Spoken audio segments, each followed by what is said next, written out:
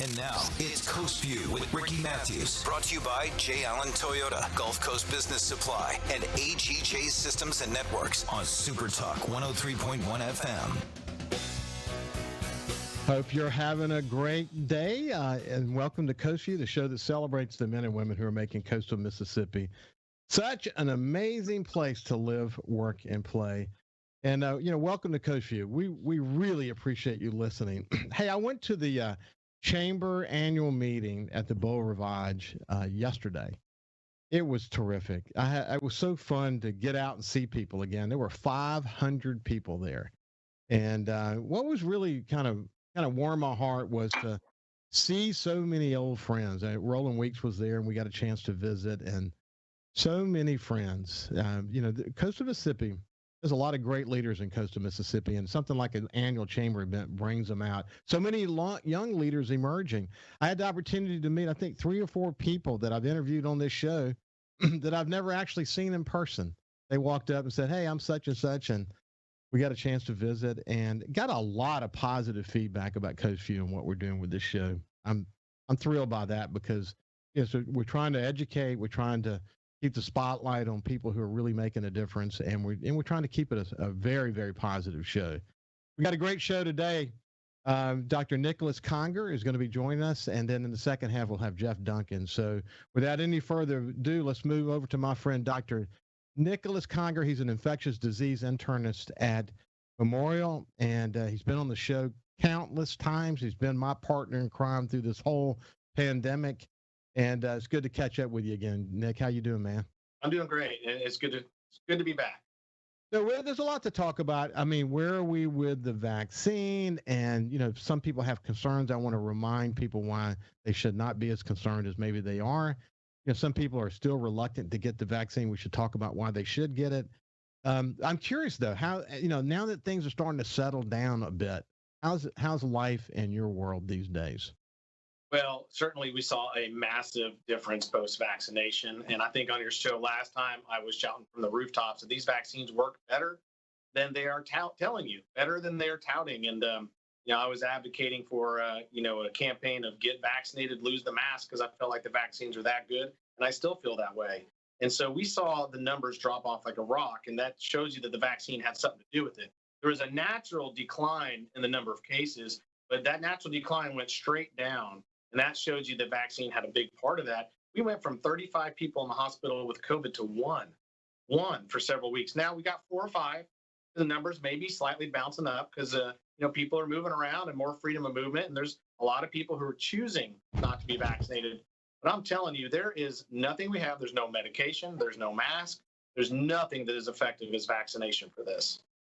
Pretty amazing. So, so there are 3 major vaccinations right now. Mm-hmm. And we've heard a lot of skepticism about the J&J. So kind of give us the latest on that particular one. Well, they did a pause and they had those cases that seem to be related to the vaccination. And it looks like if the vaccine does indeed cause those events, the rate is about 1 in 1 million to 1 in 2 million. So a rare event. But it is concerned because some of them resulted in death. And so now, the risk of dying from COVID, every age group is probably, more than 1 in a million. And so I think if you're just playing pure mathematics, you're more likely to die of COVID than you are from that vaccine. And I think that's still a very effective vaccine, especially for people who aren't necessarily in that risk group. It was almost all in younger women of reproductive age. That age group tends to have higher rates of blood clots, especially if they smoke, and especially if they're on oral contraceptives, as a matter of fact. And so that age group is particularly at risk for blood clots, but this was an unusual pattern of blood clots. And so I still think it's safer to get the vaccine than it is to get COVID, even with that vaccine. That said, if that vaccine scares you, there's nothing like that, it looks like, with the Moderna and the Pfizer vaccines. It's a 2-shot series, but there's no reason not to get those vaccines if you don't want the 1-shot Johnson & Johnson. So, I still see people having this conversation on social media about the vaccines in general. So let's remind people the technology that was used, because people say, well, I'm not going to have that poison injected into my system. Who knows what's going to happen? Right. But the technology used was really revolutionary, this RNA technology. And the speed to which we got there, you and I have discussed this before, doesn't mean that in any way they compromise the safety. So let's talk a little bit about that. Right. So one of the first things people will say to me is, well, we don't have long-term safety data with that vaccine, which is technically true. They weren't studied for years and years and years. But we don't really see long-term effects of any vaccine. If you're going to have a reaction or effect of the vaccine, it's going to be in the short term while your body's making the immune response to it. So it's pretty rare to find something 5 years later from a vaccine. And so I don't really think a long-term issue is a cause. There's a cohort of people who had these vaccines 3 to 4 months before they were approved for emergency use for the rest of the population. And as far as I know, those groups are doing just fine. And so, these vaccines, so the Johnson & Johnson vaccine, that's actually technology they developed for their Ebola vaccine. That's been tested for 3 to 4 years now in Africa. And they're not seeing major problems with it. All they did was change the DNA within their vaccine. So that's a DNA vaccine.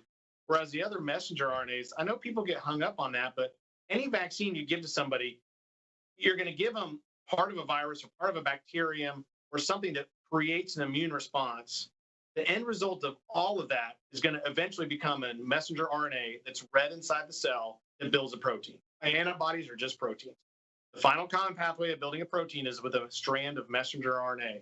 All these vaccines did was just skip all those intermediate steps and just go straight to teaching your cells, giving your cells the messenger RNA, and that's it. And so it's really a streamlined, purified way. They're not injecting pieces of viruses, particles, et cetera. It's actually much more pure than other vaccines in the past. And I'm excited because I think this can be used to treat many different infections.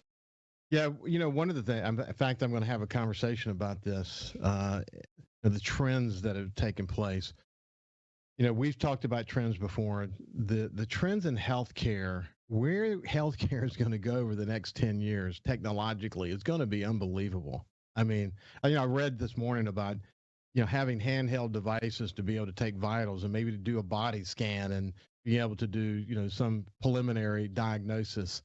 Where technology is headed, and just in general is going to be unbelievable, but just in terms of pharmaceuticals is going to be unbelievable. I mean, the next 10 years, there's going to be cures for all kinds of stuff, don't you think? Oh yeah. The gene-based technology is going to, like I say, accelerate things.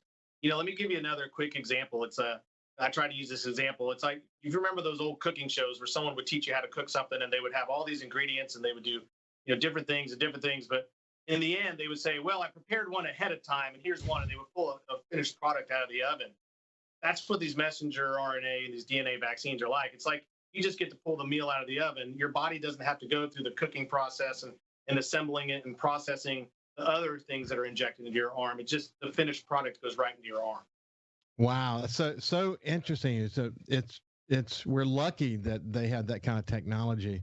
And of course, now we're talking about maybe giving away the intellectual capital related to those vaccines. And, I don't know if that's politics or messaging. And I don't know. It's going to be because we want to encourage companies in the future to do innovation. And, Right. There's a big debate about whether even other countries could even set up the manufacturing capabilities to be able to do this. And, right. That's another issue. Drug companies get a hard time, right? They're often called, the evil drug companies that are only in it for profit. Well, the quote unquote evil drug companies, they led the charge and made these vaccines, and they made them exceedingly fast, and they work phenomenally well. I think I saw something that said they're profiting like 25 to 50 cents a shot, and they need that money to pay their employees and to do more research. And so, goodness, if they're gonna cut down on millions of deaths in the world to make a quarter for every shot, I don't begrudge them that. They're the ones that stepped up and made this vaccine. It wasn't a federal government. It wasn't a government. My understanding that the Chinese and the Russian vaccines don't really seem to work that well. So kudos to our big drug companies for stepping up for this one.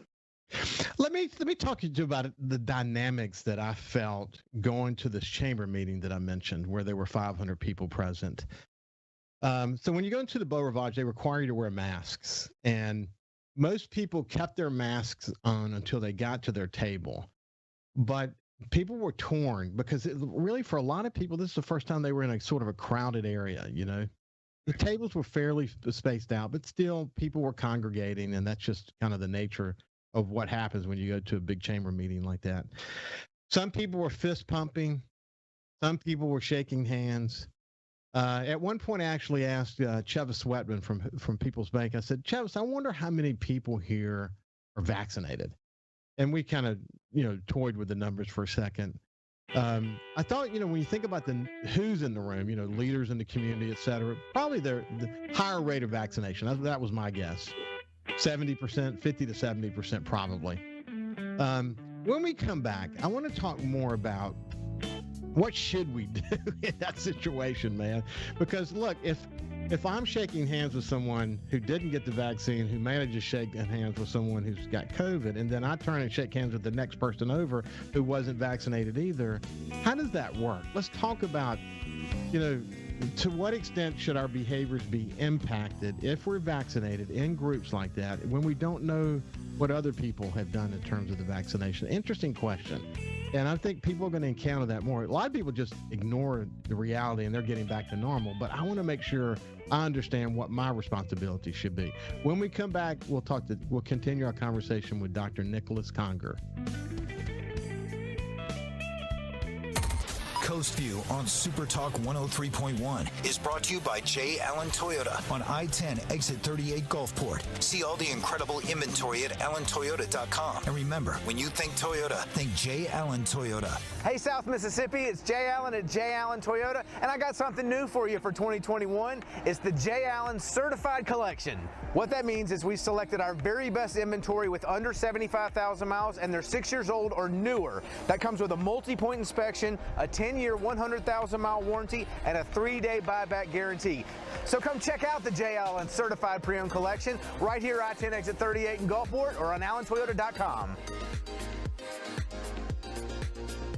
When COVID started, Gulf Coast Business Furniture and Supply began stocking hard-to-find PPE items. When Amazon and other mega internet companies were out of stock or inflating prices, Gulf Coast Business Furniture and Supply was providing local schools and businesses vital PPE supplies at fair prices. When your office needs PPE supplies, office furniture, or products to keep your business operating, consider Gulf Coast Business Furniture and Supply. We sell that too. Buy local.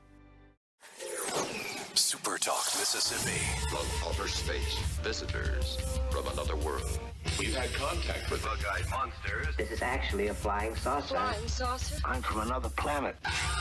Where late nights are kind of weird. Well, they must have a reason for their visits. The unexplained, the weird, and the downright creepy. Coast to Coast AM with George Norrie. Late nights. SuperTalk Mississippi. If Alexa's part of your life, you've got one more way to access SuperTalk. SuperTalk Mississippi is now available on Amazon Alexa devices. Once enabled, just say, Alexa, play SuperTalk Mississippi at any time and start listening. It's that easy. Just one more way to stay informed and connected with your state. Learn more at supertalk.fm/Alexa. SuperTalk Mississippi. SuperTalk Mississippi. Now available on Amazon Alexa devices. Feeling down? Here's your prescription for a daily dose of good news and positive vibes. Good Things with Rebecca Turner. Every afternoon, Rebecca highlights all the good things happening right here in the state you call home. Daily exposure to Good Things with Rebecca Turner may cause smiling, feelings of positivity, happiness, and even laughter. When you experience these symptoms, tell your friends to listen. Okay.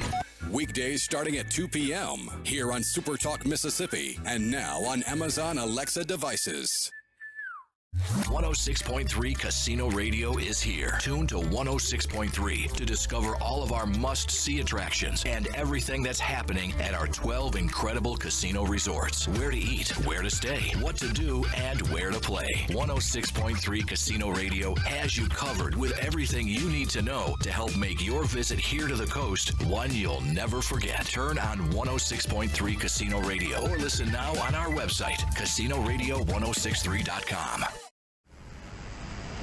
His love for the coast is why he's here. It's Coast Vue with Ricky Mathews on SuperTalk Mississippi Gulf Coast 103.1. Welcome back to Coast View. Look, if I were giving out awards for community service, for helping the community, if I were going to have a Coast View Gold Medal Award, kind of like a Pulitzer Gold Medal.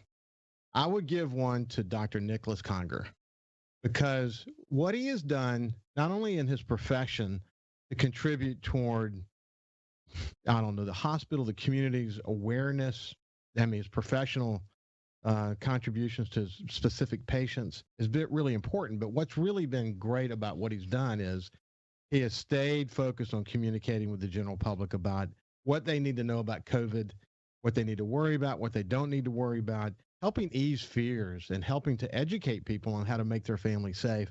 He's been a terrific partner, and not just to Coast Vue, but other media here in coastal Mississippi. I appreciate the role that you played, Nick. So let's go back. Let's go back to where we were at the beginning. I mean, at the end of that last segment. So I'm at a chamber meeting with 500 people. I go into the Beau Rivage, have my mask on. I'm fist pumping people first, right off the bat. Should I worry about that? Should I shake their hands if they want to shake hands? Okay, so I'm going to just talk to you about what I think are the truths about this virus based on the science. And so I don't think contact is a big way to transmit this virus. And I think the CDC has done people a disservice a little bit and pumping that up. Washing your hands frequently is a great idea. Using hand gel is a great idea. But if someone has a little bit of virus on their hands, they have to have enough virus on their hand to go to your hand, go to the next hand, and then they would have to get that virus onto their mucous membranes, and it would have to be enough to cause infection. That's not the way this is spread. In your example earlier, you talked about people sitting around a table, taking their mask off and chatting. That's how the virus is spread. It's spread by respiratory contact.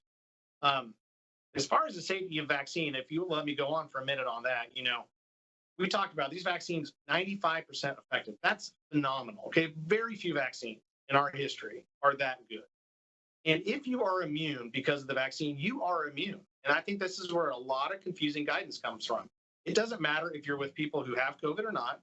It doesn't matter if you're around people who have masks on or not. You're immune. And I really, really wish that message was pushed. And that's a message I want to push to you, that if you get vaccinated, you're in the 95% in which it works, you're immune. So I shake patients' hands if they offer me their hands. And I say to them, I'm shaking your hand because I'm vaccinated. And of course, I wash my hands between patients. Right. And so I think that message needs to get out. And I think more people would be vaccinated if they heard that message loud and clear. And that's what the science says. You are not at risk to pick up this virus if you're vaccinated, and you're really not a transmitter if you're vaccinated. Well, so it's interesting. So what happened is I sort of mingled around the crowd. I mean, so many acquaintances in the room and so much, first kind of big public meeting. What I found was that oftentimes if we would have the mask on, this is prior to actually getting to the table, I would say, I've been vaccinated. We just take our mask off and go on and have a normal conversation. But if I wasn't sure, I didn't want the other person to feel uncomfortable. But in a way, if you're the one who has not been vaccinated, you're the one who probably ought to wear a mask in those close quarters. And if you've been vaccinated, you should probably worry less about it. Absolutely. And I think that's where we're headed. I feel like, around 50 to 60% of our adult population has been vaccinated. That's pretty good. The numbers are going down rapidly. So it tells you about 40% of the population probably doesn't want to get vaccinated, but they have the opportunity to. Yeah. And this is where I'm a big proponent of, we've got to move on it. People have had a choice. You can be vaccinated, and they work phenomenally well. And I don't think that our national media has done a good enough job of telling people that. If you choose not to be vaccinated, that's your choice. Our hospitals aren't overwhelmed. Our ICUs aren't full. Every unvaccinated person could catch it. And if you're particularly at risk to die from it and you're choosing not to be vaccinated, well, again, that's your choice. I think at some point we've got to move on and see there's going to be a low-level spread. And we're seeing 5 or 6 cases now in the hospital, and they're all unvaccinated. And so unvaccinated people are choosing to keep themselves at risk. And we just got to move on. And as long as it's low levels and not overwhelming the healthcare system, I think people are making their own choice. Okay. And one last point is it a real concern that unvaccinated people could be a receptor for a mutation, possibly? So, and there's two sides to that too. So if a virus spreads quickly, then theoretically, every time a virus replicates, a mutation can occur. And so that's the side that you're hearing. Well, we have to shut it down because it could make a mutation. But there's a flip side to that. When if a virus is being shut out, if it's being closed out, if it's being squeezed out because of public health measures and vaccination, that also is a stimulus to have mutations occur. And so mutations often arise when a pathogen is about to be extinct, and that's what drives it to mutate. And so I don't think that just because there's some low-level ongoing replication, that's necessarily means, oh, any mutation that comes out of that, that's because there were some unvaccinated people. Yeah. So I mean, but again, theoretical risk. Those almost every vaccine studied against the mutations that are widespread. When they really look at it, it may not be 95% effective, but it's pretty darn effective. So Nick, you and I have talked about this in the past, but that COVID is a very dynamic disease, a very dynamic virus that was affecting people in different kinds of ways. It was almost like it was affecting people at their point of weakness. And you've talked to me about that. Well, I haven't talked about this on the air, but you and I chatted a little bit about it off the air. But one of, I had the low oxygen. I had moderate symptoms other than the low oxygen when I had COVID back in October, but I did have an irregular heartbeat, and it lingered for about a month and a half after I had COVID, but eventually it started to settle down.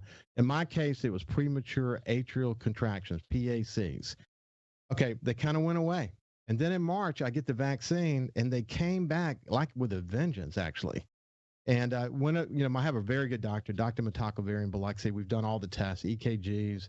We've done echogram to make sure that the valves were okay. We've done 24-hour Holter exam. All that came back wonderfully, except for PACs. It showed PACs.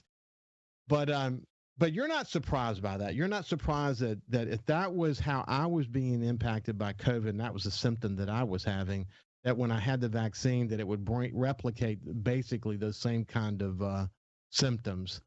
Tell me about that.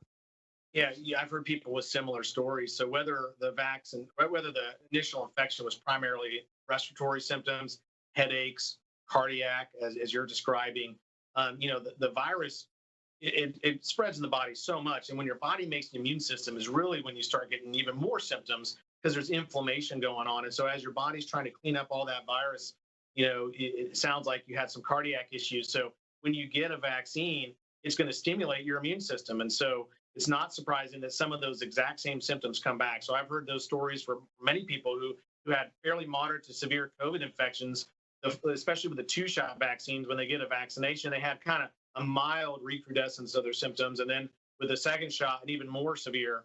And so, we talked about how these vaccines aren't necessarily unsafe because they were pushed out quickly, but they may not have done all the studies necessary to know the exact correct timing of them.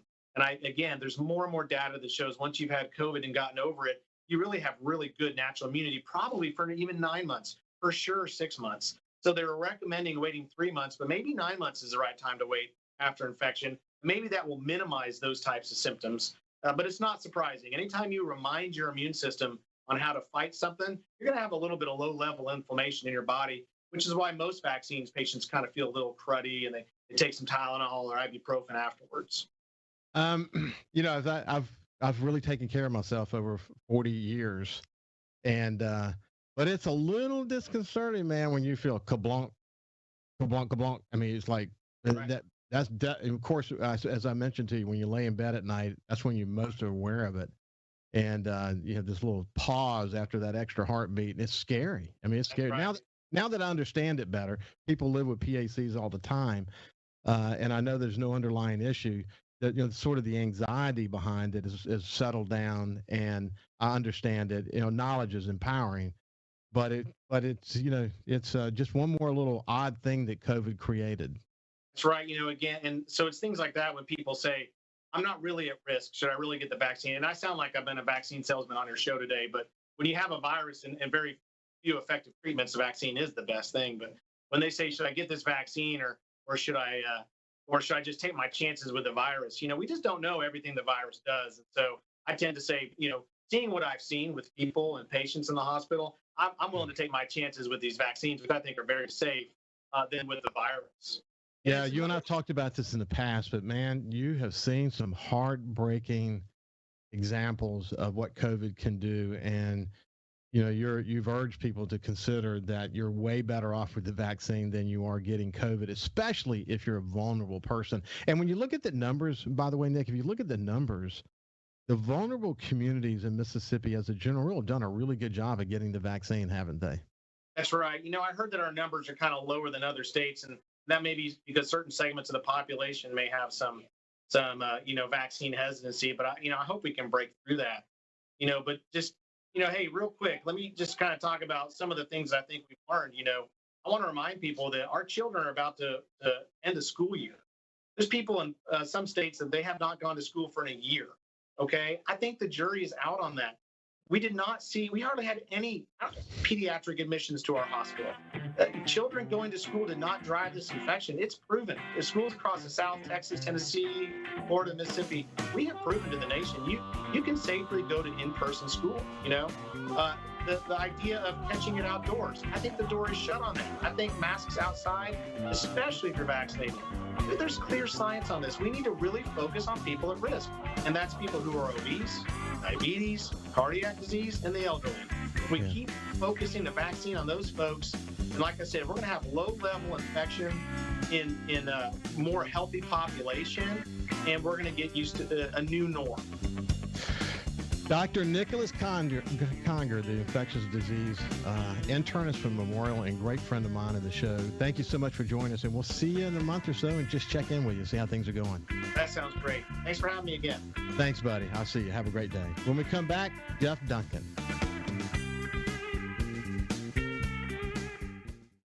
When COVID started, Gulf Coast Business Furniture and Supply began stocking very hard-to-find PPE items to make our community a safer place.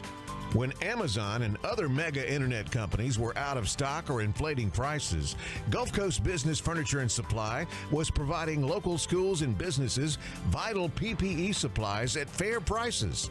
They were even sending thousands of dollars of PPE supplies free to local schools in need with help from other local business leaders. The next time your office needs PPE supplies, office furniture, or products to keep your business operating, consider a local company that supports your ball teams, cheerleaders, and area homeless. Consider Gulf Coast Business Furniture and Supply, the local guys that keep your prices fair, your service and selection excellent, and your health our business. Gulf Coast Business Furniture and Supply. We sell that too. Buy local. SuperTalk.fm has a new look and is more informative than ever with expanded Mississippi news coverage, the latest Mississippi weather, Mississippi sports, and of course, the talk that's important to you. Every show, every podcast, and every late-breaking story. Constantly updating the news the second new developments happen. All in one place. The new SuperTalk.fm. 106.3 Casino Radio is here. Tune to 106.3 to discover all of our must-see attractions and everything that's happening at our 12 incredible casino resorts. Where to eat, where to stay, what to do, and where to play. 106.3 Casino Radio has you covered with everything you need to know to help make your visit here to the coast one you'll never forget. Turn on 106.3 Casino Radio or listen now on our website, casinoradio1063.com. Hey, South Mississippi, the future has arrived. It's 2021, and at J. Allen Toyota, we're here to serve you.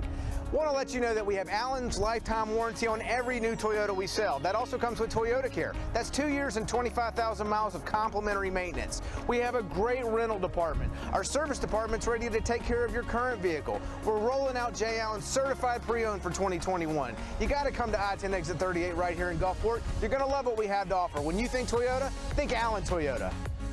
Feeling down? Here's your prescription for a daily dose of good news and positive vibes. Good Things with Rebecca Turner. Every afternoon, Rebecca highlights all the good things happening right here in the state you call home.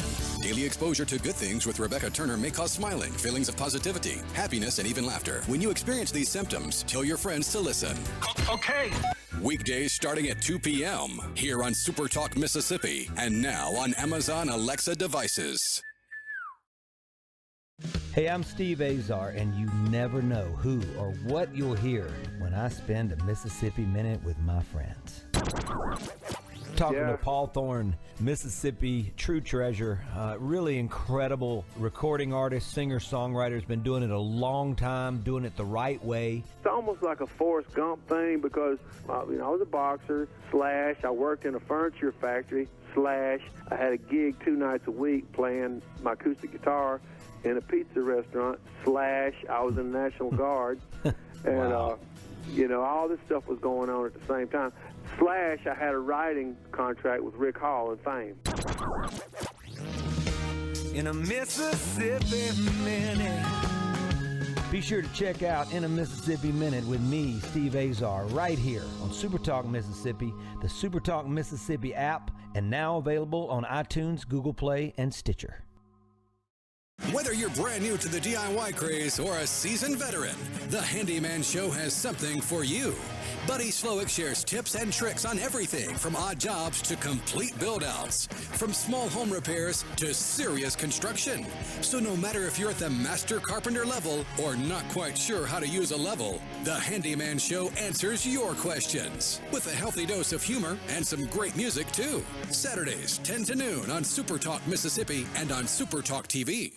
SuperTalk Mississippi. Just seems to me people have so much invested in not telling the truth. When you want the truth. Simply because it might hurt some feelings. And nothing but the truth. Lose some subscribers. You want the Gallo Radio Show. I just think in this audience, you still believe that if you tell the truth, you come out ahead. The Gallo Radio Show. And if you tell yourself otherwise, you're lying to yourself. Mornings on SuperTalk Mississippi. And now, it's Coast Vue with Ricky Mathews. Brought to you by J. Allen Toyota, Gulf Coast Business Supply, and AGJ Systems and Networks on SuperTalk 103.1 FM. Welcome back to Coast Vue. And you know what? I really enjoyed that conversation with Dr. Nicholas Conger. He has been such a great friend to Coast Vue. As an infectious disease doctor, I don't know that he ever realized that he would find himself in the midst of a worldwide pandemic.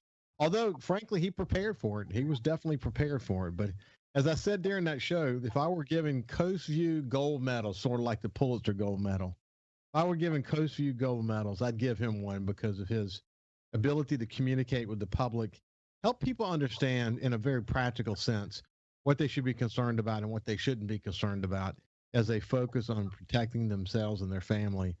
The conversations that he and I have had over the past year have been really important.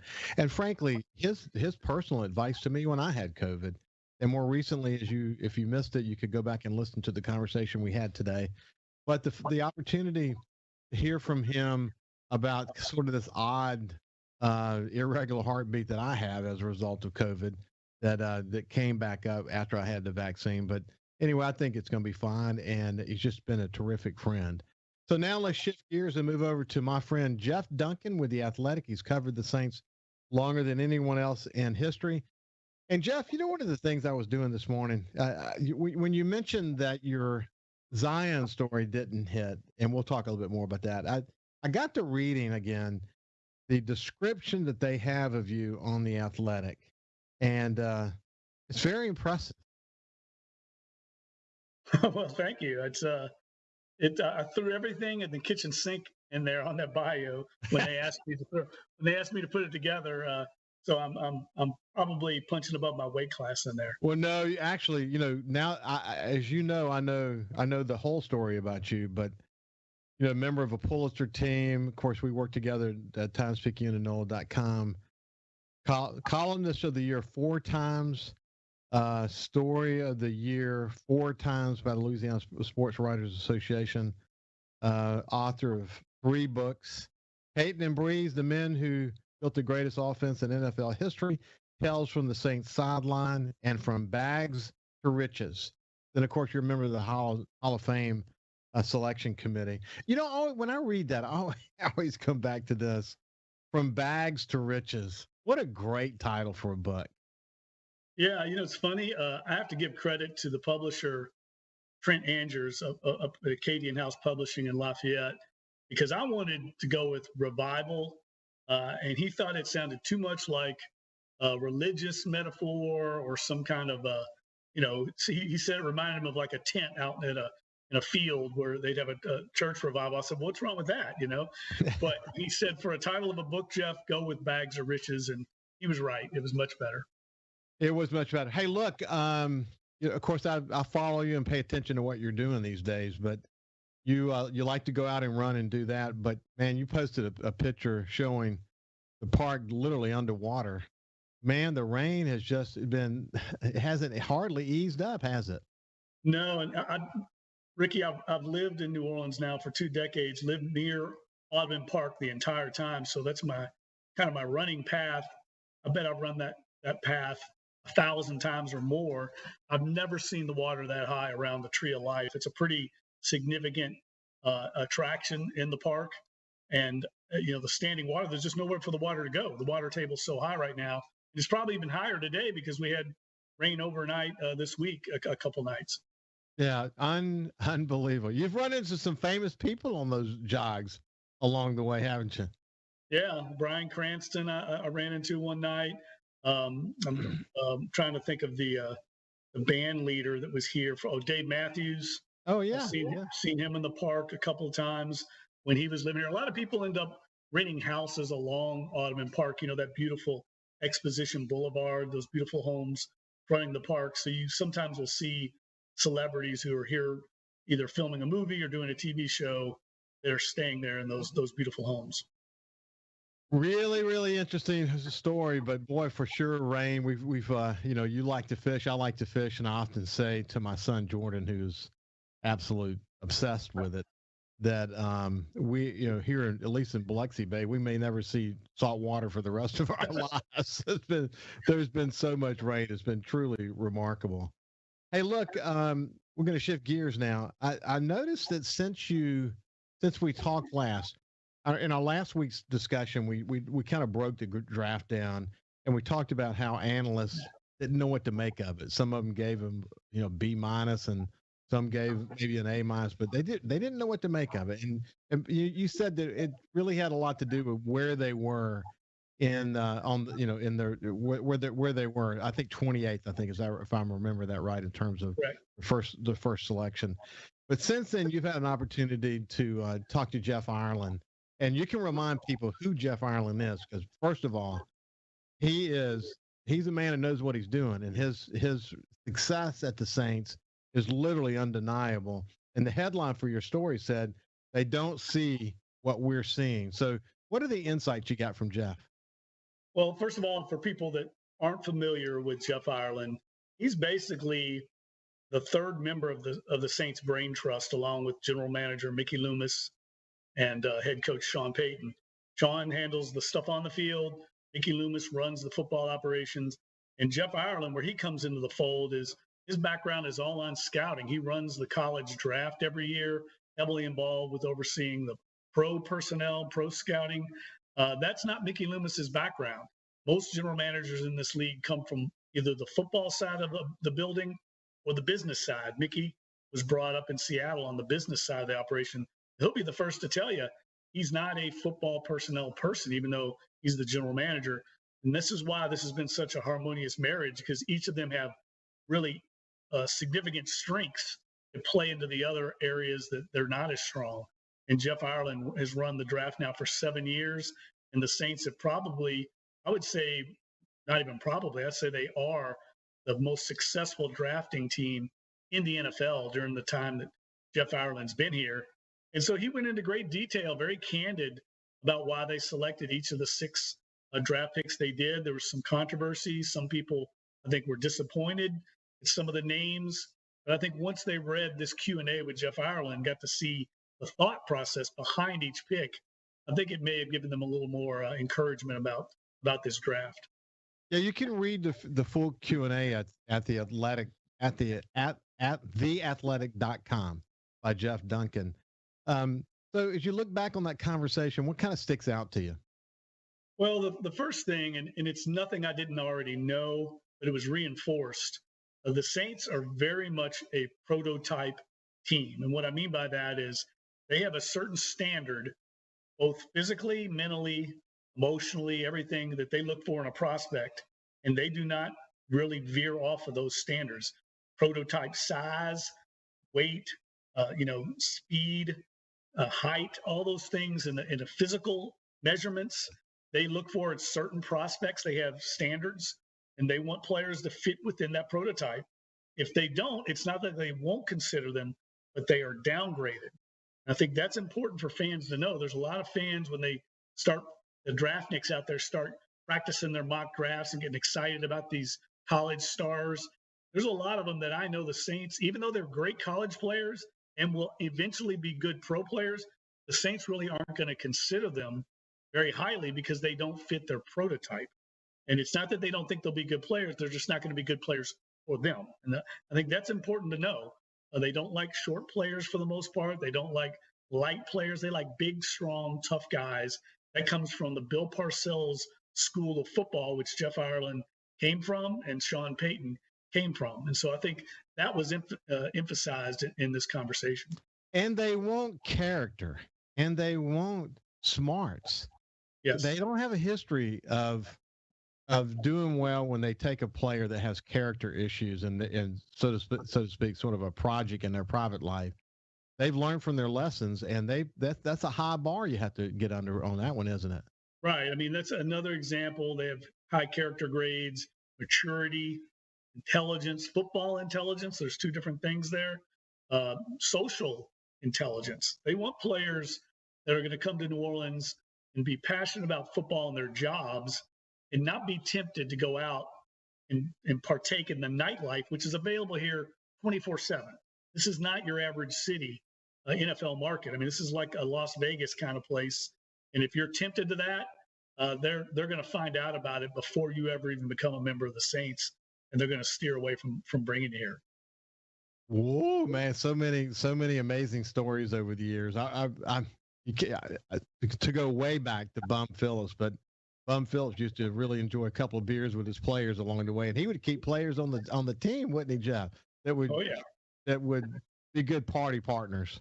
Hey, my favorite draft story with Bum Phillips was, and I don't know if this is true or not, but it's certainly an urban legend, that one year in the draft, when they got late in the draft, the late rounds, he traded away all their late picks because he and the rest of the coaching staff wanted to go out to Jefferson Downs and catch the late daily double at the track.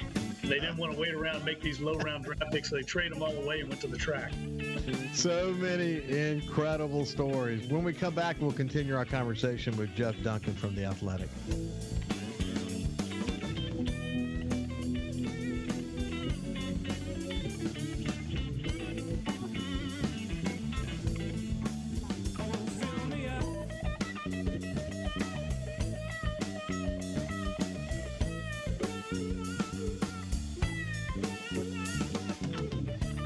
Also listen live to SuperTalk Mississippi Gulf Coast 103.1 on your Amazon Alexa devices. Once you've enabled the skill, just say, Alexa, open SuperTalk Mississippi Gulf Coast.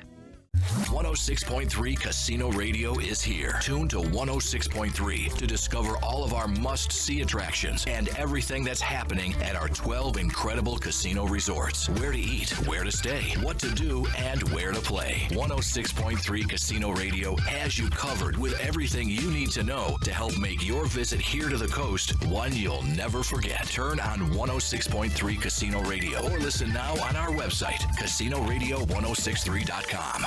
Hey, South Mississippi, it's Jay Allen at Jay Allen Toyota, and I got something new for you for 2021. It's the Jay Allen Certified Collection. What that means is we selected our very best inventory with under 75,000 miles, and they're 6 years old or newer. That comes with a multi-point inspection, a 10-year, 100,000-mile warranty, and a 3-day buyback guarantee. So come check out the Jay Allen Certified Pre-Owned Collection right here, I-10 exit 38 in Gulfport, or on allentoyota.com. SuperTalk.fm has a new look and is more informative than ever with expanded Mississippi news coverage, the latest Mississippi weather, Mississippi sports, and of course, the talk that's important to you. Every show, every podcast, and every late-breaking story. Constantly updating the news the second new developments happen. All in one place. The new SuperTalk.fm. SuperTalk Mississippi. It just seems to me people have so much invested in not telling the truth. When you want the truth. Simply because it might hurt some feelings. And nothing but the truth. Lose some subscribers. You want the Gallo Radio Show. I just think in this audience, you still believe that if you tell the truth, you come out ahead. The Gallo Radio Show. And if you tell yourself otherwise, you're lying to yourself. Mornings on SuperTalk Mississippi.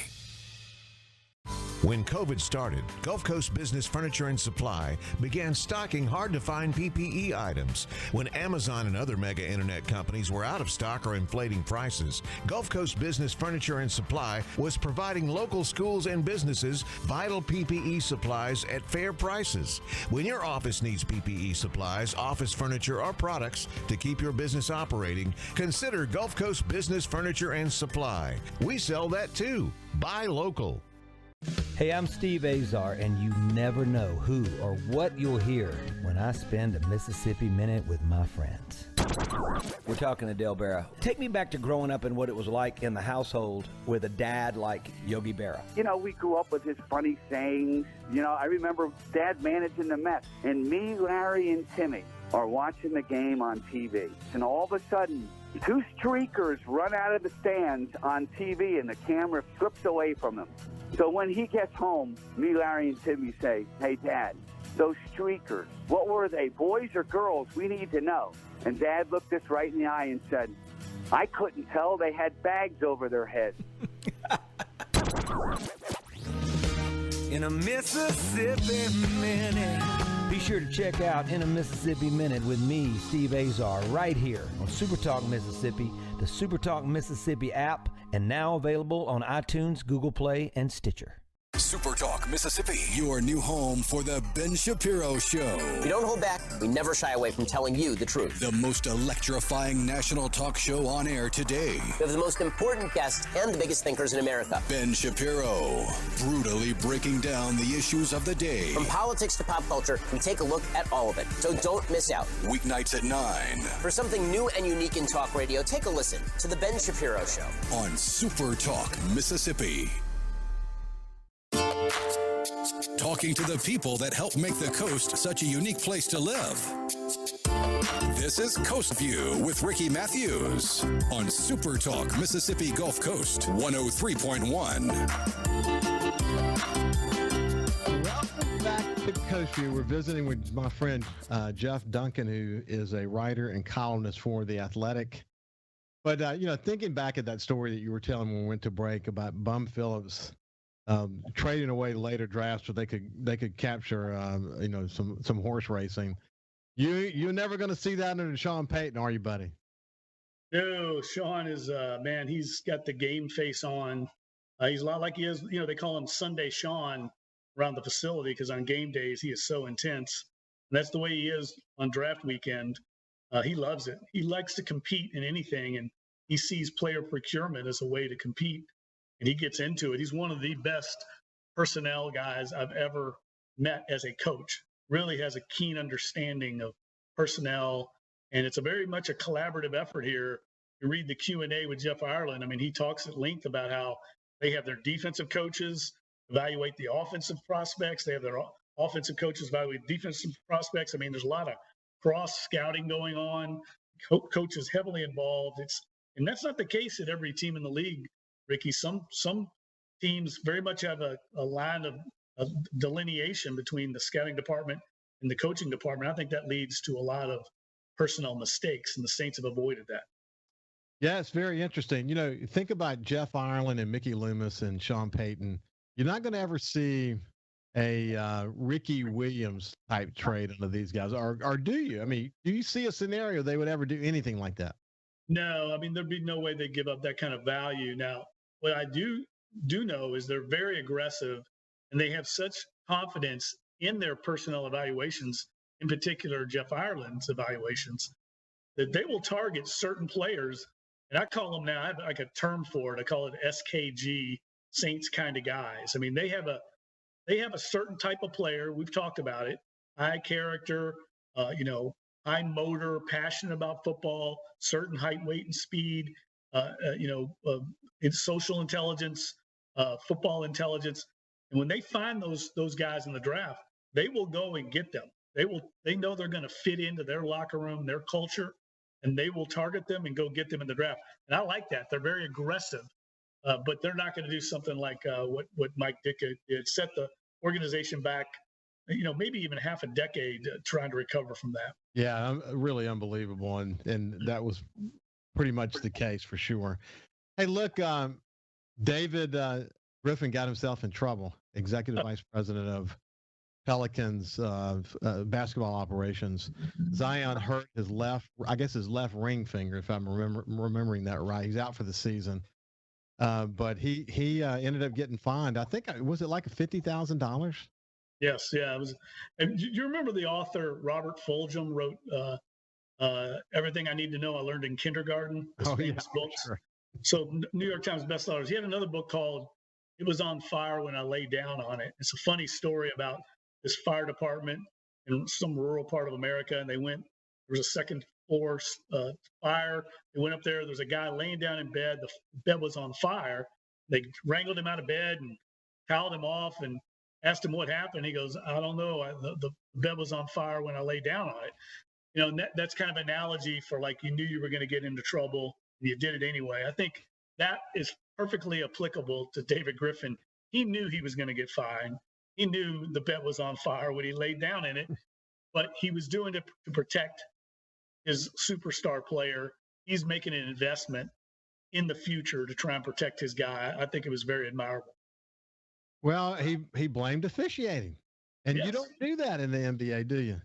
No, you get fined for it, and he knew that, but he's sending a message. He's trying to protect his guy, and I think plant a seed for the future with the officials that, look, this guy is going to continue to attack the rim, and that's the way Zion Williamson plays. I mean, he is perfectly laboratory built to exploit the modern NBA. The way he's built, his ball handling skills. The league now is wide open. You can't hand check like you used to. You can't body as a defender.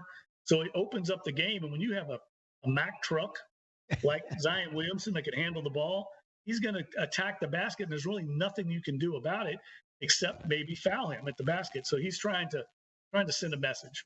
So I follow the team on Instagram, and in the short time we have left, just get your reaction to this. But one of the interesting things, when you see a team photo with all the guys together, you get this impression when you watch Zion play that he's 9 feet tall. But when he's standing there with the other guys, he's by far not the tallest guy on the team. But he plays like he's 9 foot tall. You can say he's built, but the reality is he's just such a unique player, isn't he? He's a unicorn. I mean, David Griffin calls him a population of one. I think that's a very good way of describing him. There's really no one else ever been like this. He's often compared to big guys like Karl Malone, Charles Barkley, Larry Johnson, but none of them were as quick as he is and as explosive as he is. And I think he's only going to continue to improve as the years go on. He's just scratching the surface. What he's doing right now, and that's what should be scary for Pelicans opponents and encouraging for Pelicans fans. This guy's only played the equivalent of one NBA season. He's already putting up historic numbers. Unbelievable. And as you and I have talked about before, we're out of time, but as we've talked about before, we got the story on this year is we got a really good crop of young players coming along, and they'll work hard during the offseason to see what they can do to shore things up. But it's going to be fun to watch them over the next few years. Jeff Duncan from The Athletic, thank you for taking time to visit with us. Anytime, Ricky. Have a great weekend, and talk to you next week. You bet, man. We'll see you next weekend, or next week. We'll see you, and have a great weekend.